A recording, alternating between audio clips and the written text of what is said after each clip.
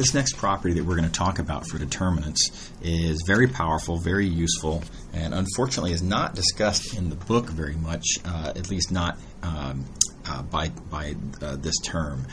This property is called multilinearity. We're going to do a lot of great things with multilinearity.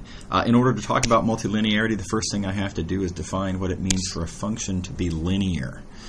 This is another term that we're going to make great use of. This is arguably one of the most important ideas in the course. Here we're just going to make a quick use of it. We will make a much bigger deal out of this later in the course. Okay, so for the moment, we're going to talk about a function from Rn to Rm, and importantly, only from Rn to Rm. And we say that such a function is linear if it has this property. And let's take a close look at what this property says. This says that if you have two vectors x and y, that if you take a linear combination of those vectors and then plug into the function t, that you get the same result as if you had taken those two vectors x and y, plugged into the function t first, and then did that same linear combination, same coefficients a and b in that linear combination. So said differently, this property, this is what we call the linearity property of this function t. A function has the linearity property if you can do a linear combination before you plug into the function, or if you can plug into the function first and then do the linear combination, and either way you get the same thing. So a variation of this language is to say that a function is linear if it commutes with linear combinations. Remember, the term commute means that this is very loose language, but you can sort of do the things in either order, and that gets at the fact that you can either do the linear combination before the function or after the function. Okay. So a quick example, I say that these matrix functions, such as we defined recently, these functions are linear. And this is just a matter of a direct calculation. Again, we need to show that this is true, so I need to show that that is equal to this. And we do so by direct calculation. Here's the definition of how these functions act. The function acts by taking your vector and multiplying by the matrix A. Matrix multiplication times a sum of two vectors. Well, we have these properties of matrix multiplication. One of the things we already know is that a matrix times a sum of two vectors distributes like that. Another thing that we know about matrix multiplication is that scalars pop out like so. Right? And of course then we immediately notice that what we're left with here is exactly t of x, and similarly what we see here is just t of y. And as required, this equals that, and so this function is linear. Okay, let's see this with some actual numbers. We're going to consider this matrix and this pair of vectors, and we'll consider how the multiplication by this matrix commutes with this particular linear combination. 3 times the first one, 1 times the second one. Okay, first we do the linear combination and subsequently multiply by the matrix, and that arithmetic, just a matter of doing the arithmetic, gives you that vector. Okay. On the other hand, if I were to multiply the matrix first times these vectors, right, multiply those out. Now again, that's just a little bit of arithmetic, and then subsequently take that linear combination, like so. Then you get this. And you get the same answer. Well, is this equal to this? Well, again, that's just an arithmetic question, and yes, they are equal. So whether we do the linear combination first, followed by the function, or whether we do the function first, followed by linear combination, Same thing either way. Okay. All right, so that's linearity. Now, what is multilinearity? Multilinearity addresses a different kind of a function. In particular, some functions, and we've not seen any up to now, some functions have several vector inputs. This is a new idea. Now, as of Math212, students saw functions that have multiple variable inputs. Thus the name multivariable. So a function might have several variables, but we take all those variable inputs and we viewed them as a single vector. So if a function is a multivariable function, you can think of it as a function that takes a vector input. But again, importantly, a single vector. We're going to consider now functions that have several vector inputs. Okay.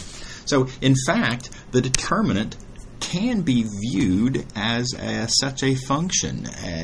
We don't think of it that way. We never have thought of it that way. But what does determinant do? Determinant is a function that acts on a matrix.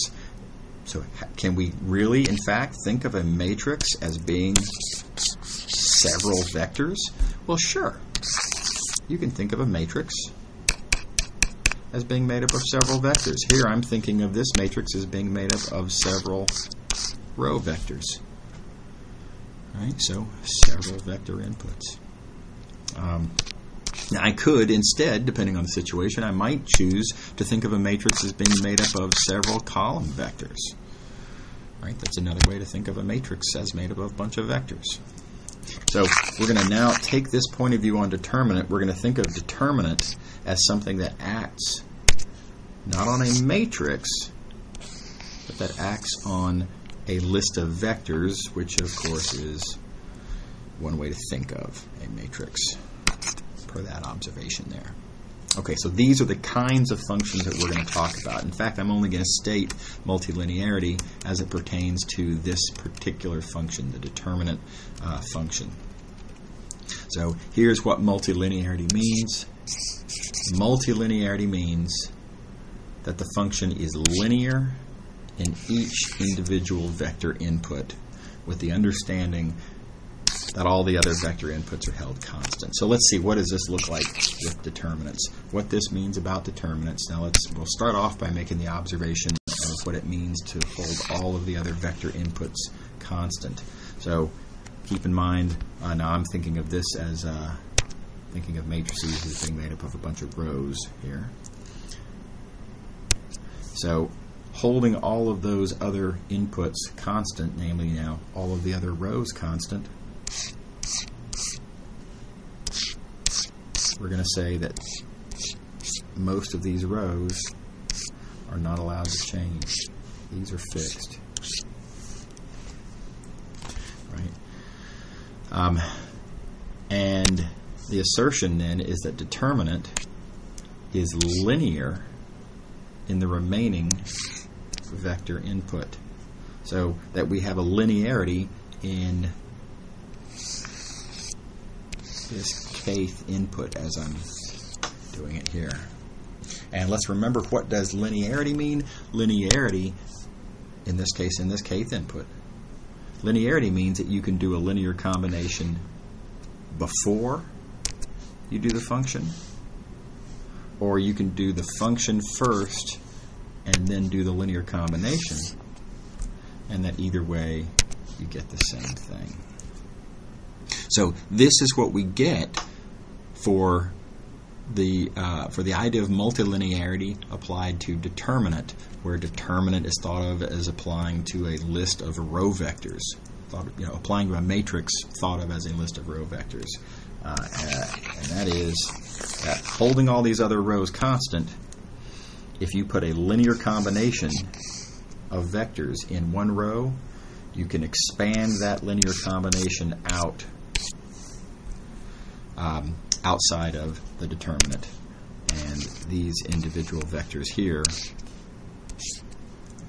being put in their place inside the determinant. Okay. Now this is something that you can prove, showing that the determinant has this property. This can be proved by cofactor expansion along the kth row. And I wrote an exam question one time, sort of a guided exam question for students to work out exactly that. And I encourage you to take a look at this exam, question number 5, and see how that works out. Okay, but let's see a numerical example. And what does it look like when to see the multilinearity of determinant of an actual matrix of numbers? And keep in mind, multilinearity is a statement about, well, as it is here, determinants. Determinants apply to vectors, and multilinearity is a statement that's about linear combinations. So here's an explicit linear combination that we're going to talk about. And check for yourself that this vector is, in fact, that linear combination of those two vectors. All right. Here is an example of the multilinearity of determinant as it applies to this linear combination. And you'll notice that this linear combination happens to be that second row here. Okay. Now, when you're applying multilinearity, again, important to remember, when you're applying multilinearity, whichever vector input, in this case the second row, you're thinking of as being the variable input for the situation, all of the other rows have to stay constant. So I have to fix that first row, 258, not allowed to change. For the purpose of this statement of multilinearity, that's fixed as 258. Likewise, 497, not allowed to change. That's fixed. So we're understanding here, we're going to be thinking about determinant as it applies in the second row for this determinant. And here you see we do, here we have done the linear combination inside, and then take the determinant subsequently. That's the left side. Okay, now on the right side, what do we have? On the right side, we take these individual vectors, 1, 2, 3, and 4, 5, 6. And you see we're applying determinant first. All right, so we're taking determinant with those vectors 1, 2, 3, 4, 5, 6 in those positions. And then doing the linear combination after the determinant. So here we did the linear combination before the determinant here, and we're doing the linear combination after the determinant here. Right. And the assertion of multilinearity is that this arithmetic checks out. That this is equal to 10 times that minus 4 times that. And that's arithmetic that you can check directly for yourself, and it does work. Okay, so you can see in some sense, one way you can think about this is that this linear combination, you can sort of pull the linear combination out of that row, and thinking of that linear combination as being, this linear combination of those two vectors. Here we're pulling that linear combination out of that second row. Okay. All right. So what we've seen here is what it looks like to say that as an example of the multilinearity of determinant in the second row of a matrix. Determinant is also linear in the first row. It's also linear in the third row. It's linear in any row, however big your square matrix might happen to be. It's also linear in every column. So here's the same idea, still a statement about linearity. Notice that our linear combination here is in the third column. So the first column has to stay fixed. That's not allowed to change. The second column stays fixed. That's not allowed to change. And you'll notice here that what I've done is I've taken this linear combination and effectively I pull it sort of out of that third column. Here the linear combination is entirely inside the third column. Here I do the linear combination outside. And again, so this is a statement about the linearity of determinant in the third column. This is something that can be confirmed with arithmetic. You can actually just compute that. You can compute this, and sure enough, they are equal to each other. So not only is determinant linear in the third column, it's also linear in the second column and the first column. So in fact, it's multilinearity. It's multilinear by columns in that you can pick any column you like to do multilinearity, and it is multilinear by rows in that you can pick any row you like to talk about linearity.